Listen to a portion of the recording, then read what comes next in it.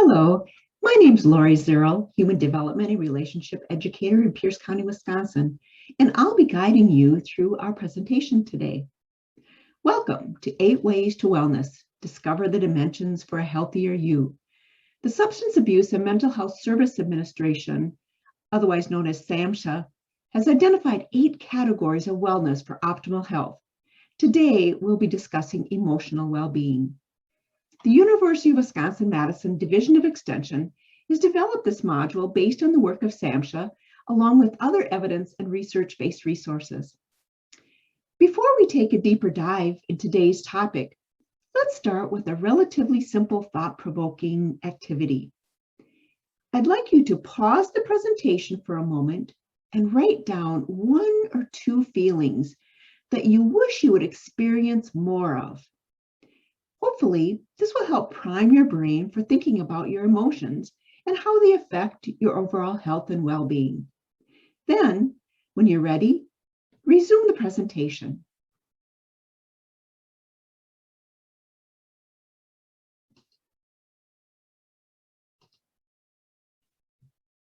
Welcome back. In contrast to poor health, wellness is the state of living a healthy life. It's an ongoing process and lifelong journey. Wellness is often categorized into several interconnected dimensions. It's a holistic integration of physical, mental, and spiritual well-being. This slide illustrates 8 different dimensions of wellness: financial, social, emotional, spiritual, occupational, physical, intellectual, and environmental. There needs to be a balance among the dimensions in order to live your life fully. However, that balance will look different for each person depending on your individual beliefs, your priorities, or your aspirations. The goal is to find a personal harmony with the dimensions that are most authentic and meaningful to you. You can't reach a state of wellness passively. It requires active awareness, acceptance, and commitments through the choices you make every day, no matter how small. For the purpose of our discussion today, we're going to focus on the emotional dimension of wellness, which is coping effectively with life and creating satisfying relationships. How you feel can affect your ability to carry out everyday activities, manage your relationships, and maintain your overall mental health. How you react to your experiences and feelings can change over time. Emotional wellness is the ability to successfully handle life stressors and adapt to change and difficult times. As a result of participating in this session, you will better understand how stress affects emotional wellness, understand how resiliency contributes to emotional wellness, and learn new strategies to promote your own emotional health. Emotional wellness includes understanding and respecting your feelings, values, and attitudes, appreciating the feelings of others, managing your emotions in constructive, positive ways, feeling positive and enthusiastic about your life, and lastly, having relationships in your life that are positive and that sustain you. Let's start by talking about what gets in the way of our emotional health. Most of us deal with stress pretty regularly. Stress can be defined as the degree to which you feel overwhelmed or unable to cope as a result of unmanageable pressure. Simply put, it's our body's response to pressure from a situation or life event. Stress comes from many places, including worries about having enough time, getting enough sleep, being healthy, what's happening at work, your challenging relationships, having enough money or enough food, experiencing racism, sexism, or other forms of prejudice, or just what's happening in the world. Just think about some of those major stressors we've been through in the last year or so.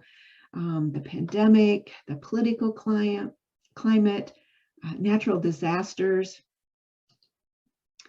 Short-lived feelings of stress are a regular part of daily life. When these feelings become chronic or long-lasting, they can severely impact a person's health. Over long periods, chronic stress can contribute to the development of a range of physical and mental disorders. Too often, Our health and valuable relationships suffer as a result of these everyday chronic stressors. The effects of life stress on our bodies can accumulate over our lives and are as bad for us as smoking, being overweight, or not getting enough exercise. Fortunately for us, humans are generally pretty resilient creatures. So what is resilience? Psychologists define resilience as the process of adapting well in the face of adversity, trauma, tragedy, threats, or significant sources of stress, such as family and relationship problems, serious health problems, or workplace and financial stressors. In a nutshell, resilience can be defined as the ability and tendency to bounce back. It's a quality that allows some people to be knocked down by life and come back even stronger. Over time, people generally adapt well to life-changing situations and stressful circumstances, in part thanks to this resilience. The good news is that we can all learn how to become more resilient. Like building a muscle, we can become more resilient with time and practice. Let's take a minute to explore how emotional wellness contributes to our resiliency. According to the National Institute for Health, emotional wellness, again, is the ability to successfully handle life stressors and adapt to change in difficult times. Emotional health is an important part of overall health. People who are emotionally healthy are in control of their thoughts, feelings, and behaviors. They're able to cope with life challenges, they can keep problems in perspective, and they feel good about themselves and have good relationships. Being emotionally healthy doesn't mean you're happy all the time. It means you're aware of your emotions and you can effectively deal with them, whether they're positive or negative. Emotionally healthy people still feel stress and sadness, but they know how to manage their negative feelings so they don't lose their temper or do or say things that they later regret. In addition, they can tell when a problem is more than they can handle on their own and know when to seek help from family, friends, or professionals like their doctor. There are many ways to improve or maintain good emotional health. For today, we're going to focus and discuss 3 specific strategies that you can use to help improve your emotional well-being. We're going to talk about cultivating positive emotions, being mindful, and lastly, managing your stress. For each of these strategies, I'll briefly introduce a number of activities that you can practice to help strengthen your emotional health. As we go through these activities, I want you to choose 1 or 2 of them that you think you could use in your daily or weekly routine and set a goal around it.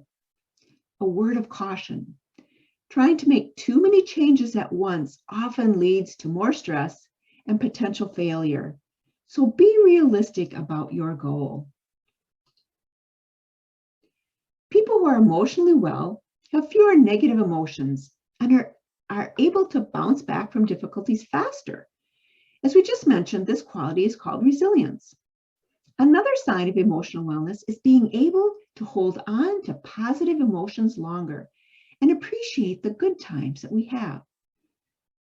To develop a more positive mindset, remember your good deeds.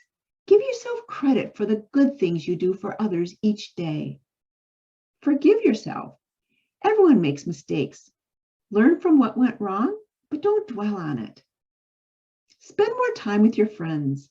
Surround yourself with positive people. Go out for coffee, take a walk, or phone a friend. Be creative and plan for opportunities to connect. Develop healthy physical habits. I know, easier said than done. Most of us know that healthy eating, physical activity, and regular sleep can improve our physical and mental health.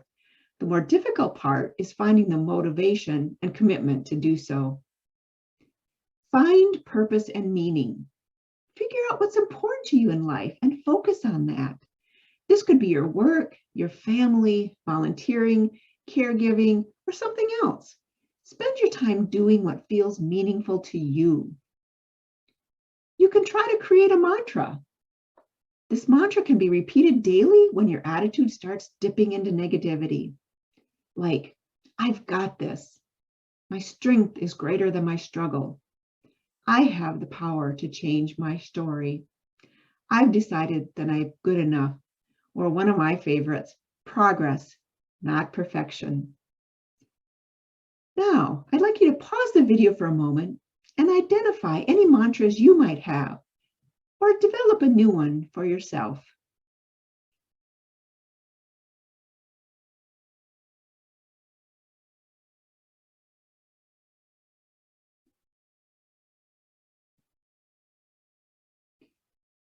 Thanks for coming back.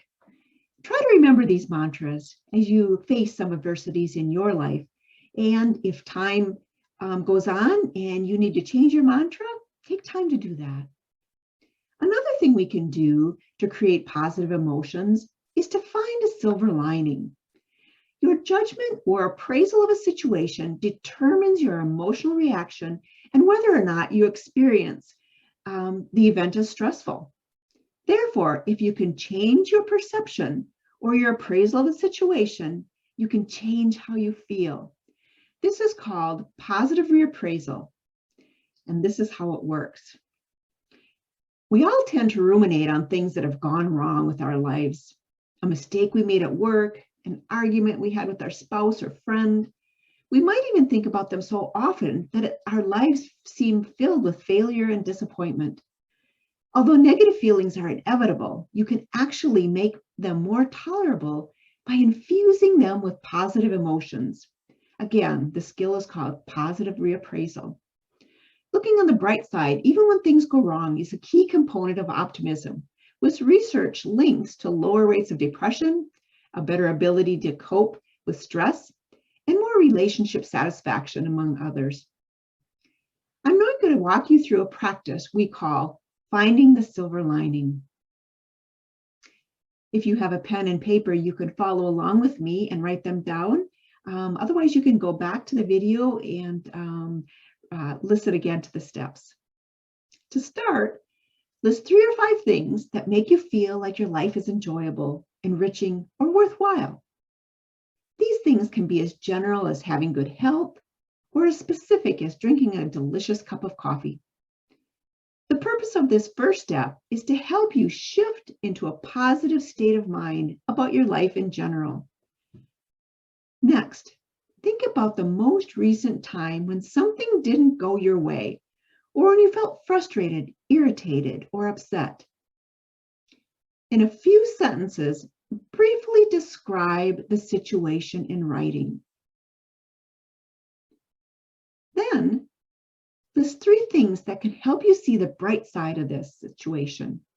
For example, perhaps you got a flat tire on the way to the grocery store. 3 ways to look on the bright side of the situation might be, you broke down before you got to the grocery store, so you don't have to worry about food thawing or spoiling. Another one, your partner was with you. You didn't have to solve the problem alone.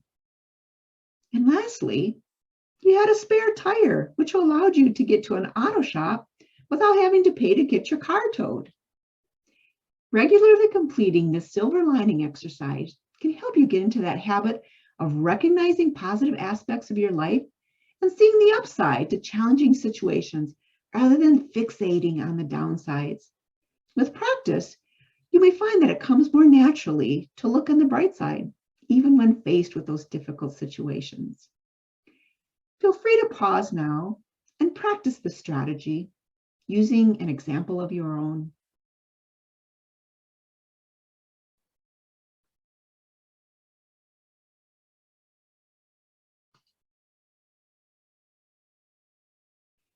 When we are constantly thinking about what went wrong in the past and what might go wrong in the future, it's easy to feel stressed and overwhelmed. However, if we just focus on being in the present, everything seems a bit more manageable. The concept of mindfulness is about being aware of what's happening in the present, all that's going on inside and all that's happening around you. It means not living your life on autopilot. It's a way to calm our minds so that we can be more relaxed, refreshed, and attentive. It's a way of building our inner strength and being more balanced. To be more mindful, try taking some deep breaths. Breathe in through your nose to a count of 4. Hold for a second. And then exhale through your mouth to a count of 5. Repeat as often as needed. Even doing this once or twice can calm your mind and help you pause for a moment before making a reaction. You can also enjoy a stroll. As you walk, notice your breath. Notice the sights and sounds around you. As thoughts and worries enter your mind, note them, but then return to the present.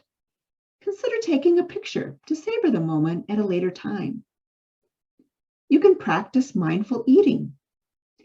As you choose something to eat, be aware of the taste, the textures, the flavor, and listen to your body when you're hungry or full.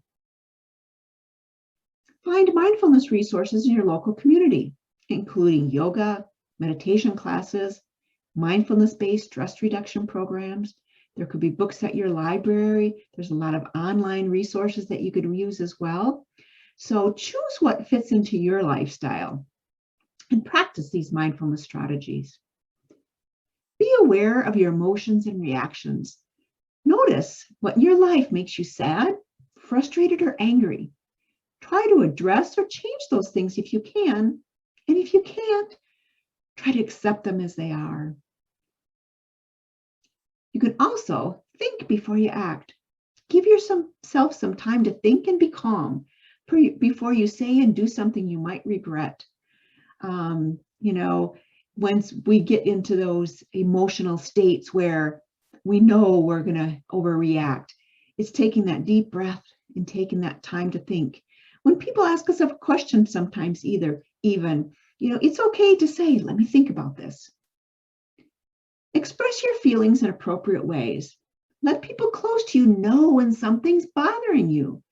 Keeping feelings of sadness or anger inside adds to the stress and is more likely to cause a blow up in the long run. It can cause problems in your relationships at work, at school, or in your family. So be honest with yourself and be honest with those around you. Lastly, be kind to yourself. One way to be kind to yourself is to practice self-compassion, and we're going to demonstrate a strategy for just that. Difficult situations become even harder when we beat ourselves up over them, interpreting them as a sign that we're less capable or worthy than other people. In fact, we often judge ourselves more harshly than we judge others, especially when we make a mistake or feel stressed out. That makes us feel isolated, unhappy, and even more stressed. Research suggests that people who treat themselves with compassion rather than criticism in difficult times experience greater physical and mental health. Rather than harsh criticism, treat yourself with compassion and understanding. I'm going to show you a short video illustrating one way of showing kindness to yourself, and then we're going to walk through this exercise so that you can practice it yourself. This process contains 3 main components of self-compassion: mindfulness, a feeling of common humanity, and self-kindness. So here we go.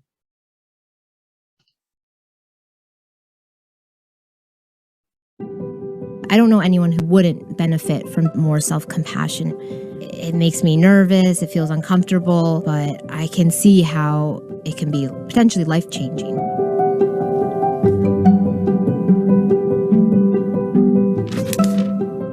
Step number 1, think of a situation in your life that is difficult and causing you stress.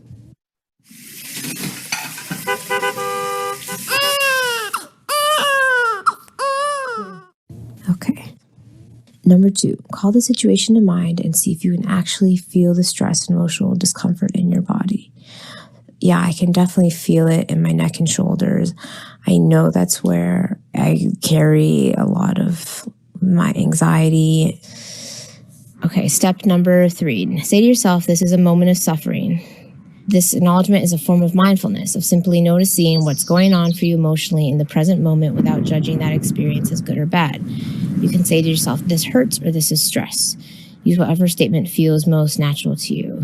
So, this sucks.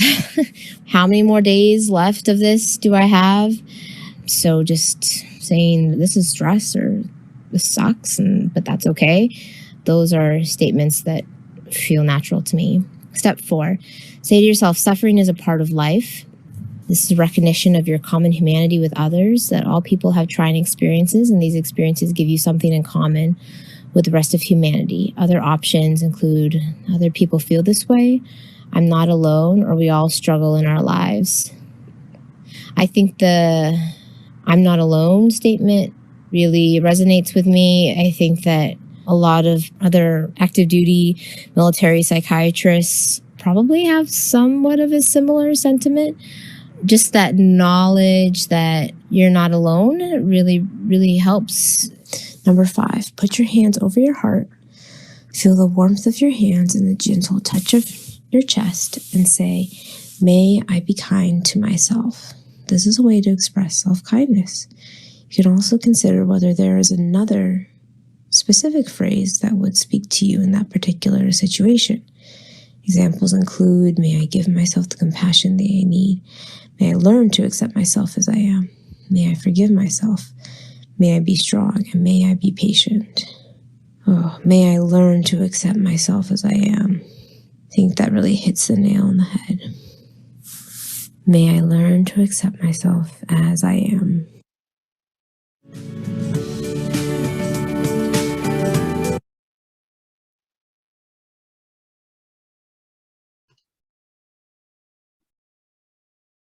Okay, now you can put your video on pause, and I've listed the steps here. I'd like you now to practice the self-compassion activity with yourself. And then when we return, we'll continue.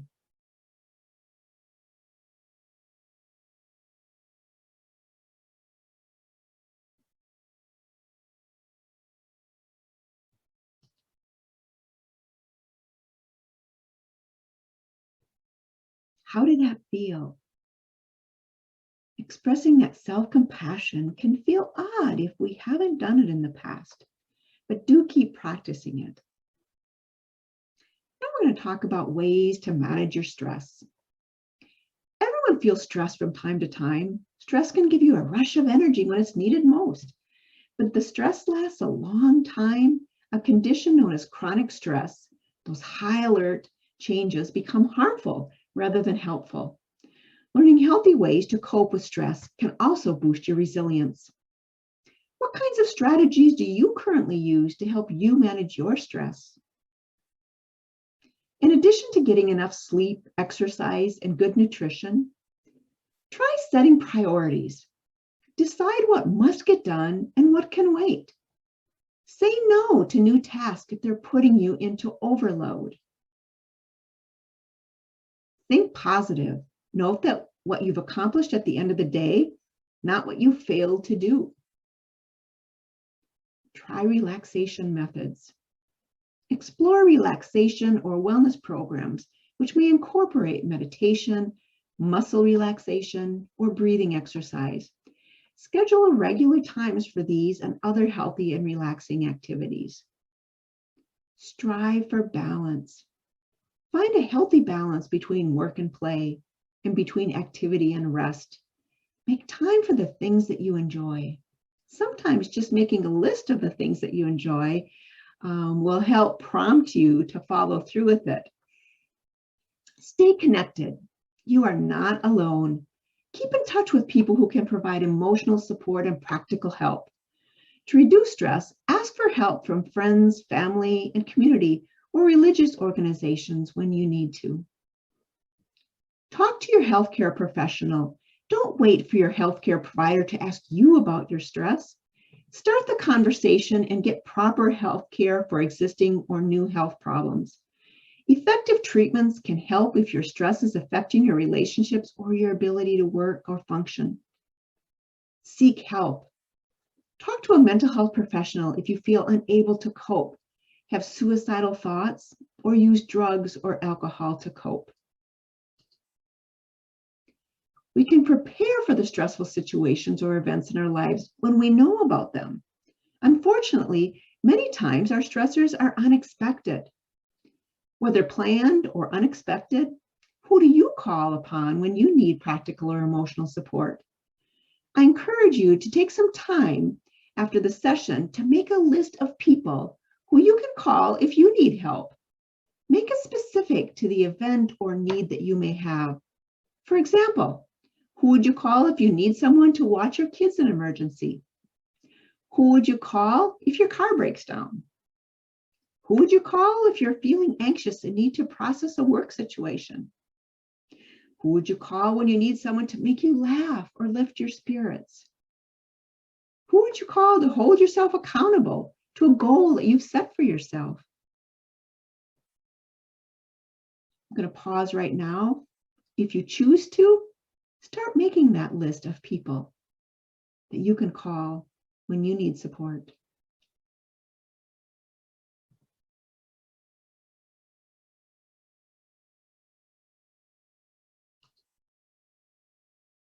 Sometimes the emotional toll of our stress becomes so overwhelming that we find ourselves or someone we care about in situations of severe distress and hopelessness.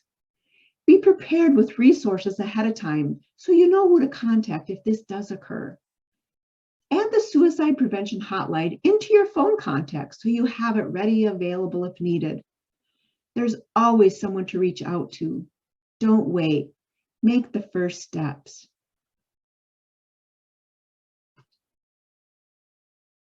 In summary, the emotional wellness dimension involves the ability to express feelings in appropriate ways, adjust to emotionally challenging situations, cope with life stressors, and enjoy life to its fullest. It includes knowing and appreciating your own strengths, as well as recognizing and working toward what we want to get better at. And finally, it means living and working on our own, but letting others help us from time to time when we need it. Earlier, I mentioned that I wanted you to consider one or two of the activities I discussed during the session to try to integrate into your daily or weekly schedule.